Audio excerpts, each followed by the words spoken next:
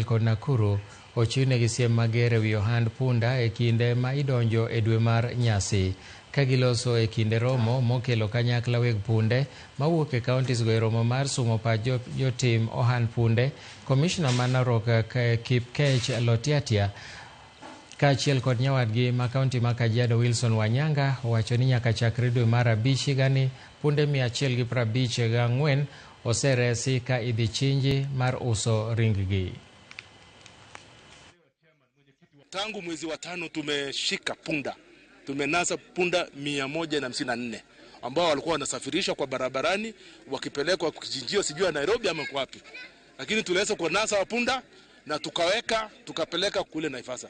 Na tunaendelea tangu siku hiyo sisi tunaona kama imepungua usafirishaji. Ikiwa kuna wale wanapeleka kwa njia ile kule kaenda misitu, bado tunaeleza watu wetu tushirikiane, mkiona mripoti kwa security tunasi hao kwa sababu inatia. Tumefanya mikakati pia ku crack down kwa nyama si nyama ya punda peke yake.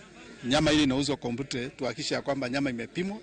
Mifugo inafaa itoke kwa boma iende sokoni kwa njia sawa, itoke sokoni iende kichinjiwa kama inaenda kuchinjwa, na pia usafirishe wanyama wale wanaenda mbali inafaa pia iwe ni njia ya kisawa. December is a festive season. We know in Kenya meat is a delicacy, and also we have actually to appreciate the fact that donkeys still being slaughtered in the bushes. So we urge the public to make sure whenever you are going to buy meat, please use butcheries that are actually certified. We know that meat that is inspected as a roller stamp.